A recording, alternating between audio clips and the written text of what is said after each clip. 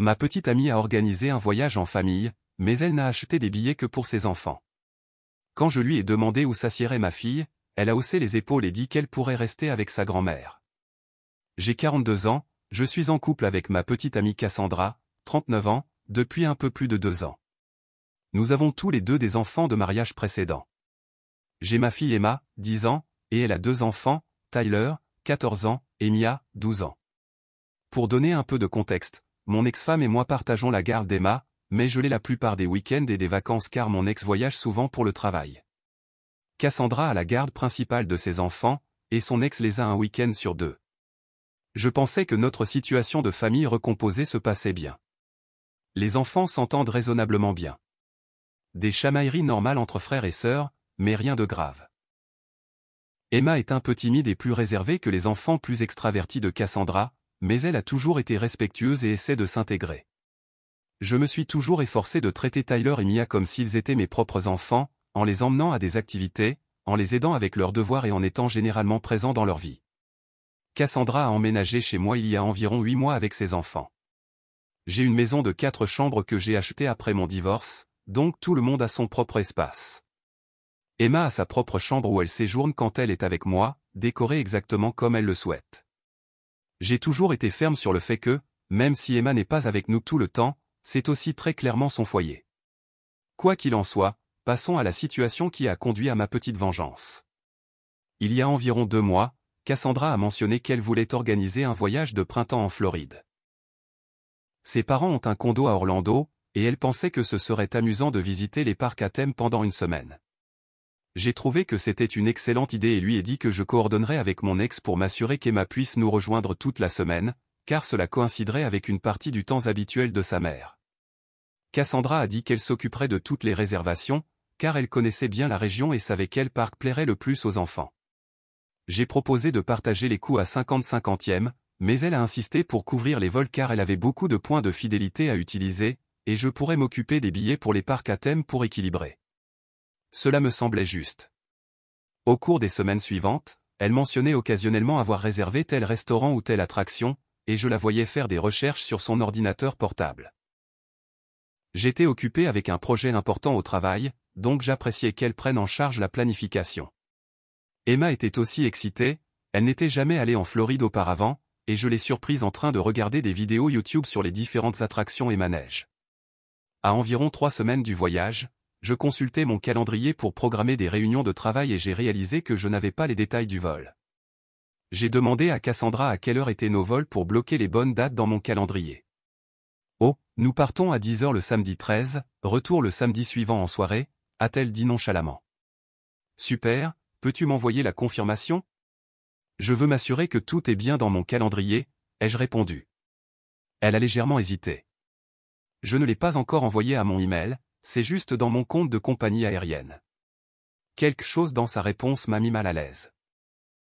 Ce soir-là, pendant qu'elle était sous la douche, je lui ai demandé si je pouvais utiliser son ordinateur portable pour vérifier des emails professionnels, le mien était en charge. Pendant que je l'avais, j'ai décidé de vérifier son compte de compagnie aérienne pour voir les détails de la réservation. C'est alors que j'ai découvert qu'elle n'avait réservé que 4 billets, un pour elle, un pour Tyler, un pour Mia, et un pour moi. Aucun billet pour Emma. J'étais confus et j'ai pensé qu'elle avait peut-être fait une réservation séparée pour Emma pour une raison quelconque. J'ai attendu qu'elle sorte de la douche et je lui ai demandé directement. Et, je regardais la confirmation du vol, et je ne vois que 4 billets. Où est celui d'Emma? Elle m'a lancé un regard. Pas vraiment de la culpabilité, plutôt de l'agacement d'être questionnée. Puis elle a dit, « Oh, je n'ai pas réservé pour elle. » J'ai pensé qu'elle pourrait rester avec sa grand-mère cette semaine-là. J'étais stupéfait. Comment ça? C'est un voyage en famille. Emma fait partie de cette famille. Cassandra a haussé les épaules. Eh bien, elle n'est avec nous qu'à temps partiel de toute façon, et le condo de mes parents n'a que 3 chambres, une pour nous, une pour Tyler, et une pour Mia. Il n'y a pas de place pour Emma, sauf si elle dort sur le canapé-lit dans le salon, ce qui serait gênant pour tout le monde. Tu n'as pas pensé à en discuter avec moi avant de prendre cette décision, ai-je demandé, essayant de garder un ton calme malgré ma colère croissante. Honnêtement, je ne pensais pas que c'était un gros problème. Elle est avec sa mère la moitié du temps, donc elle est habituée à ne pas être incluse dans tout ce qu'on fait. Et puis, les billets étaient chers, et je n'avais assez de points que pour 4. J'étais sans voix. Ma fille était habituée à ne pas être incluse. Et si les points étaient un problème, pourquoi ne m'en as-tu pas parlé pour que je puisse payer son billet directement? Ce n'est pas acceptable, ai-je dit fermement. Emma est ma fille, et si on fait un voyage en famille, elle vient avec nous. Je vais acheter son billet. Cassandra a légèrement levé les yeux au ciel. D'accord, mais je ne sais pas où elle dormira. Et on a déjà tout planifié pour 4. C'est là que j'ai compris. Ce n'était pas une erreur. Elle avait délibérément planifié ce voyage en excluant ma fille. J'ai simplement hoché la tête et dit, je vais trouver une solution. Et c'est exactement ce que j'ai fait. Après cette conversation, j'ai beaucoup réfléchi. Ce n'était pas la première fois que Cassandra marginalisait subtilement Emma, mais c'était certainement le cas le plus flagrant. Il y avait eu des incidents mineurs. Oublier d'inclure les préférences d'Emma lors des courses, organiser des soirées cinéma avec des films qu'Emma n'aimait pas quand elle était avec nous, ou programmer, accidentellement, des activités avec ses amis et leurs enfants les week-ends où Emma était à la maison. J'avais abordé ces problèmes auparavant, et Cassandra avait toujours une excuse ou disait que j'étais trop sensible. Mais là, exclure délibérément ma fille de vacances en famille, c'était franchir une ligne que je ne pouvais ignorer. Alors, j'ai élaboré mon plan. Je n'ai pas confronté Cassandra à nouveau au sujet du voyage. À la place, j'ai discrètement annulé mon billet pour le vol qu'elle avait réservé. La compagnie aérienne m'a donné un crédit que je pourrais utiliser plus tard. Ensuite, j'ai réservé 2 nouveaux billets pour Emma et moi pour aller à San Diego au lieu d'Orlando. Les mêmes dates, mais une destination totalement différente. J'ai toujours voulu emmener Emma aux eaux de San Diego et à SeaWorld, et elle rêvait de voir l'océan. J'ai réservé un bel hôtel juste sur la plage. J'ai fait des réservations dans des restaurants adaptés aux enfants et planifié un itinéraire complet centré sur des activités qu'Emma apprécierait. Je n'ai rien dit à Cassandra. Pour autant qu'elle sache, j'allais toujours en Floride avec eux. Cependant, j'ai appelé mon ex-femme pour coordonner et m'assurer qu'elle était au courant du changement de plan. Elle m'a pleinement soutenu et a même suggéré quelques activités à San Diego qu'Emma aimerait. Dans les semaines précédant le voyage, chaque fois que Cassandra mentionnait quelque chose à propos de la Floride, je hochais simplement la tête ou donnais une réponse vague. J'ai préparé des valises séparées pour Emma et moi et les ai gardées dans ma voiture pour que Cassandra ne le remarque pas. La veille du départ, j'ai parlé à Emma de notre voyage spécial. Je lui ai expliqué que ce serait juste nous deux allant en Californie au lieu de la Floride avec Cassandra et ses enfants. Emma était ravie. Elle avait été un peu anxieuse à propos du voyage en Floride, car Tyler et Mia l'avaient taquinée en disant qu'elle devrait dormir sur un canapé. Le matin du voyage, nous sommes tous allés à l'aéroport ensemble, Cassandra, ses 2 enfants, Emma et moi. Le vol de Cassandra pour Orlando était prévu à 10 h, tandis que notre vol pour San Diego était à 11h30. Nous sommes entrés dans le terminal ensemble, et j'ai guidé tout le monde vers les comptoirs d'enregistrement des compagnies aériennes. Cassandra s'est dirigée directement vers le comptoir de sa compagnie, et j'ai simplement dit « On se retrouve à la porte ». J'ai emmené Emma à un autre comptoir pour enregistrer notre vol pour San Diego. Après avoir obtenu nos cartes d'embarquement et enregistré nos bagages, nous avons pris un petit déjeuner dans un restaurant de l'aéroport. Quand nous avons fini de manger, il était presque l'heure pour Cassandra d'embarquer. Je lui ai envoyé un texto « À quelle porte êtes-vous ? On va venir dire au revoir avant votre vol. » Elle a répondu avec le numéro de sa porte, pensant clairement que nous étions juste en retard mais que nous les rejoindrions. Emma et moi sommes allés à sa porte. Quand nous sommes arrivés, Cassandra semblait soulagée, puis confuse en voyant que nous n'avions pas de bagages avec nous. « Où sont vos valises ?» a-t-elle demandé. « Ils vont commencer à embarquer. » J'ai souri et dit « Oh, nous ne sommes pas sur ce vol. » Ses yeux se sont plissés. « Comment ça ? » Bien sûr que si. « Non, ai-je corrigé.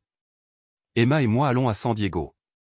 Puisque tu ne pensais pas qu'il était important d'inclure ma fille dans tes vacances en famille, nous avons décidé de faire notre propre voyage. » Son visage est passé par toute une gamme d'émotions, choc, colère, embarras. Tyler et Mia nous regardaient, les yeux écarquillés. « Tu ne peux pas être sérieux ?»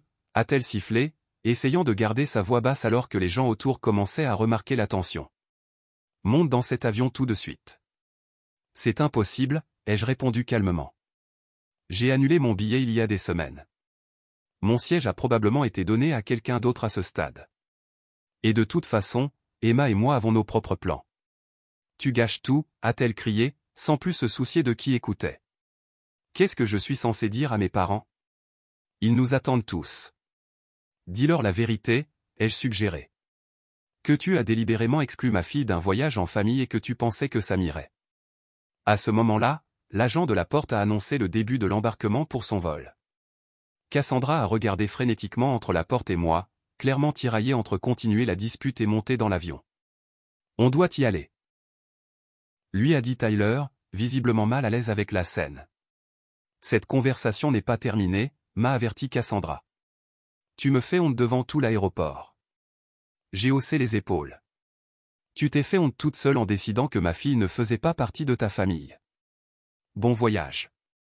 J'ai pris la main d'Emma, et nous sommes partis pendant que Cassandra bouillonnait de rage derrière nous. Emma m'a serré la main et a murmuré « Merci, papa ». Nous avons passé un moment incroyable à San Diego. Emma a vu l'océan pour la première fois. Nous avons passé 2 jours au zoo, un autre à SeaWorld, et même fait une excursion d'une journée à Legoland.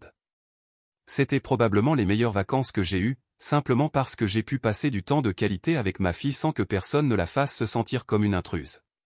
Pendant que nous étions à San Diego, Cassandra m'a bombardé de messages et d'appels. Au début, ils étaient furieux. Comment as-tu pu me faire ça? Mes parents sont déçus. Les enfants n'arrêtent pas de demander où tu es. Puis manipulateur, Tyler pleure parce que tu lui manques, ce dont je doutais.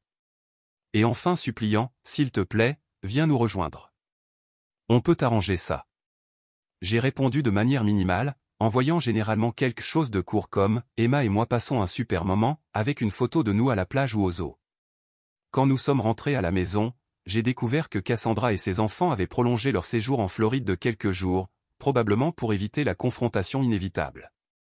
J'ai utilisé ce temps pour réfléchir sérieusement à notre relation. Plus j'y pensais, plus je réalisais que cet incident de vacances n'était pas une anomalie, mais juste la manifestation la plus évidente d'un schéma récurrent. Cassandra traitait toujours Emma comme moins importante que ses propres enfants, et j'avais fait des excuses pour elle, essayant de compenser d'autres façons au lieu d'affronter le problème de front. 3 jours après notre retour, Cassandra et ses enfants sont rentrés. Elle a essayé d'agir normalement au début, posant des questions sur notre voyage comme si l'incident à l'aéroport n'avait jamais eu lieu. Mais quand je suis resté distant avec elle, elle a fini par aborder le sujet. « Tu ne penses pas que tu as un peu exagéré ?» a-t-elle demandé. « Tu aurais pu simplement me dire que tu étais contrarié par la situation des billets au lieu de m'humilier à l'aéroport. » Je l'ai regardé, incrédule. « Je t'ai dit que j'étais contrarié. Tu as balayé mes préoccupations, comme tu le fais toujours quand il s'agit d'Emma. »« Ce n'est pas juste, » a-t-elle protesté. « Je traite bien Emma. »« Tu la tolères ?» ai-je corrigé. « Il y a une différence. Et je ne peux pas être avec quelqu'un qui ne fait que tolérer ma fille. » Nous avons eu une longue et difficile conversation ce soir-là après que les enfants soient allés se coucher. J'ai énuméré toutes les fois où j'avais senti qu'elle avait mis Emma de côté, et elle alternait entre se défendre et offrir des excuses tièdes. Il était clair qu'elle ne voyait pas vraiment le problème. Dans son esprit, il était naturel de prioriser ses propres enfants, et elle s'attendait à ce que je comprenne. « Je pense que tu devrais trouver un autre endroit où vivre », ai-je finalement dit. « Ça ne fonctionne pas », elle semblait sincèrement surprise. « Tu romps avec moi à cause d'une erreur sur des vacances ? » Non, ai-je répondu. Je romps avec toi parce que tu ne considères pas ma fille comme faisant partie de ta famille, même après 2 ans ensemble. Ce n'est pas quelque chose sur quoi je peux faire des compromis. 6 mois plus tard, Cassandra et ses enfants ont déménagé. La rupture a été compliquée. Elle a tout essayé, des larmes aux menaces, et même des amis communs ont plaidé en sa faveur, mais j'ai tenu bon, et elle a fini par accepter que c'était fini. Emma est nettement plus heureuse depuis. Elle sort davantage de sa coquille, parle plus librement de ses sentiments et semble plus à l'aise dans sa propre maison. Elle a admis qu'elle avait toujours l'impression de marcher sur des œufs autour de Cassandra, essayant de ne pas prendre trop de place ou de demander trop d'attention. Cela m'a brisé le cœur de l'entendre, mais ça a aussi confirmé que j'avais pris la bonne décision. Certains amis et membres de la famille ont suggéré que j'avais exagéré. Après tout, Cassandra et moi avions construit une vie ensemble pendant 2 ans. N'aurait-il pas été préférable d'essayer une thérapie ou de trouver un autre type de compromis? Mais pour moi, il n'y a pas de compromis quand il s'agit du bien-être de ma fille et de son sentiment d'appartenance. Emma mérite de se sentir pleinement incluse et valorisée dans son propre foyer et par les personnes dans la vie de son père. De mon côté, je me concentre sur être le meilleur père possible. Emma et moi avons commencé une tradition de journée papa-fille 2 fois par mois, où nous faisons quelque chose de spécial ensemble, juste tous les deux. Parfois, c'est aussi simple que prendre une glace et aller au parc. D'autres fois, nous faisons des excursions d'une journée dans des musées ou des sentiers de randonnée. J'ai recommencé à sortir récemment, très occasionnellement, et je n'ai encore présenté personne à Emma. Cette fois, je suis beaucoup plus prudent dans ma recherche de quelqu'un qui comprenne qu'Emma et moi sommes un tout indissociable. Ce voyage en Floride-San Diego m'a appris une leçon importante. Parfois, la chose la plus aimante que vous puissiez faire pour votre enfant est de le défendre, même quand c'est difficile ou inconfortable. Emma ne se souviendra peut-être pas de tous les détails de notre aventure à San Diego en grandissant, mais j'espère qu'elle se souviendra toujours de ce qu'elle a ressenti en sachant que son papa l'a mise en premier. Astérisque mise à jour astérisque, waouh, je ne m'attendais pas à ce que ce post devienne aussi viral. Merci à tous pour vos commentaires de soutien et vos récompenses. Puisque beaucoup de gens ont demandé une mise à jour, je pensais partager quelques événements survenus depuis que j'ai écrit ceci. D'abord, la maman d'Emma, mon ex-femme, m'a contacté après avoir lu ce post. Oui, elle l'a trouvé. Apparemment, un de ses amis a reconnu l'histoire et le lui a envoyé. Elle m'a remercié d'avoir défendu Emma et a admis qu'elle avait remarqué qu'Emma semblait renfermée après ses visites chez nous, mais elle ne voulait pas intervenir. Nous avons eu de bonnes discussions sur la coparentalité, et nous sommes sur la même longueur d'onde pour nous assurer qu'Emma se sente en sécurité et valorisée dans les deux foyers. Ensuite, croyez-le ou non, l'ex-mari de Cassandra m'a aussi contacté. Il s'avère que leur mariage s'est terminé pour des raisons similaires.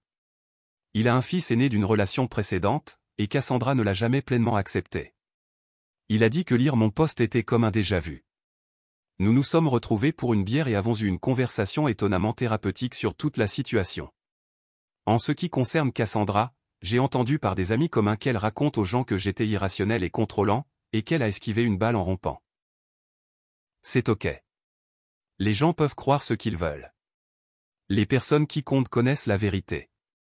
Emma s'épanouit.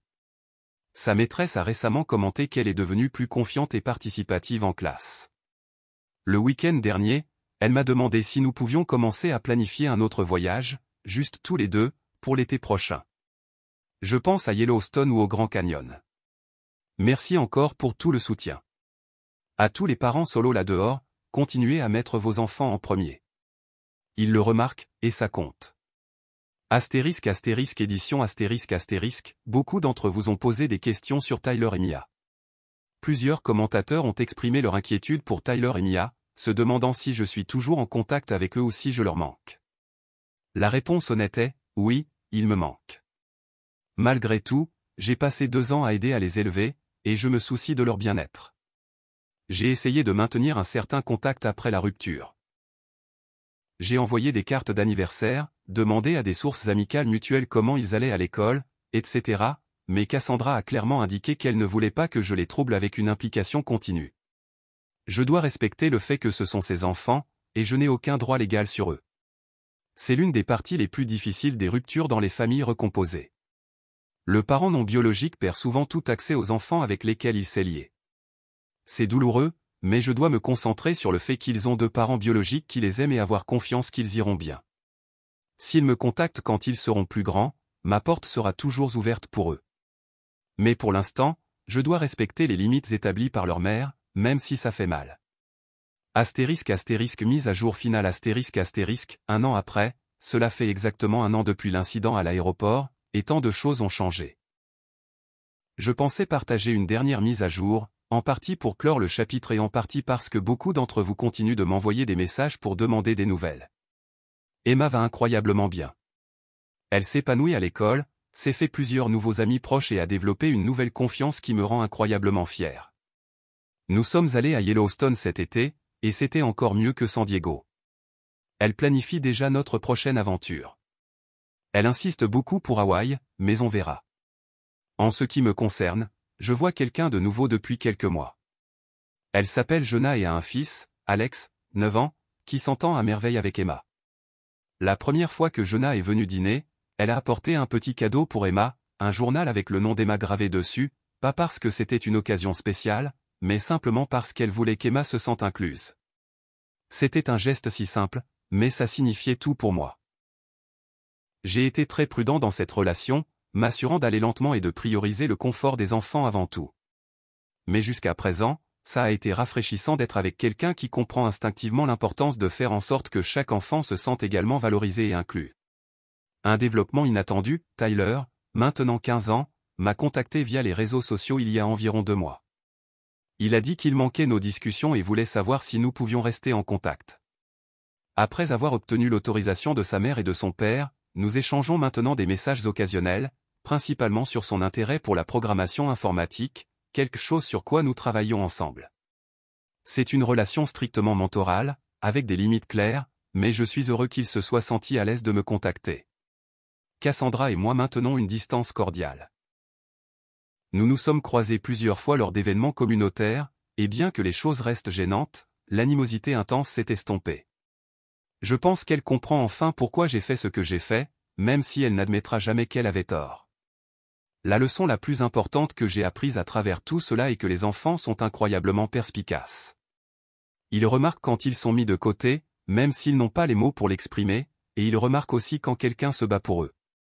La façon dont Emma me regarde maintenant, avec une confiance totale que je serai toujours de son côté, ça vaut plus que n'importe quelle relation. À tous ceux qui m'ont soutenu dans les commentaires et messages au cours de la dernière année, merci. Votre encouragement m'a aidé à rester fort pendant des moments vraiment difficiles. Et aux parents qui naviguent dans des situations similaires, faites confiance à votre instinct. Quand il s'agit du bien-être émotionnel de vos enfants, il est rarement erroné. Ce sera ma dernière mise à jour sur cette situation. Nous sommes tous passés à un nouveau chapitre maintenant, mais je serai toujours reconnaissant pour la communauté inattendue que j'ai trouvée ici quand je cherchais juste à me défouler sur une petite vengeance à l'aéroport. Résumé ma petite amie a planifié des vacances en famille, mais a délibérément exclu ma fille de 10 ans. Au lieu de la confronter, j'ai annulé mon billet et réservé un voyage séparé juste pour ma fille et moi. Ma petite amie l'a découvert à l'aéroport quand nous sommes venus dire au revoir avant de nous diriger vers notre propre porte d'embarquement. L'incident a conduit à notre rupture quand j'ai réalisé qu'elle n'accepterait jamais vraiment ma fille comme faisant partie de la famille. Édition merci pour la réponse incroyablement supportive. Pour répondre à quelques questions courantes, 1. Non, il n'y avait pas de contrainte financière qui l'empêchait d'acheter le billet d'Emma. Elle avait assez de points pour 4 billets et a choisi d'exclure Emma. 2. Oui, j'ai essayé de parler de l'inclusion d'Emma dans notre famille à plusieurs reprises avant cet incident. C'était le point de rupture, pas le premier problème. 3. Emma va très bien maintenant et se sent beaucoup plus à l'aise et en sécurité à la maison. 4. Oui, parfois ses enfants me manquent, mais Cassandra a limité mon contact avec eux depuis la rupture. 5. Pour ceux qui suggèrent que j'aurais dû mieux communiquer au lieu de la petite vengeance, vous avez peut-être raison.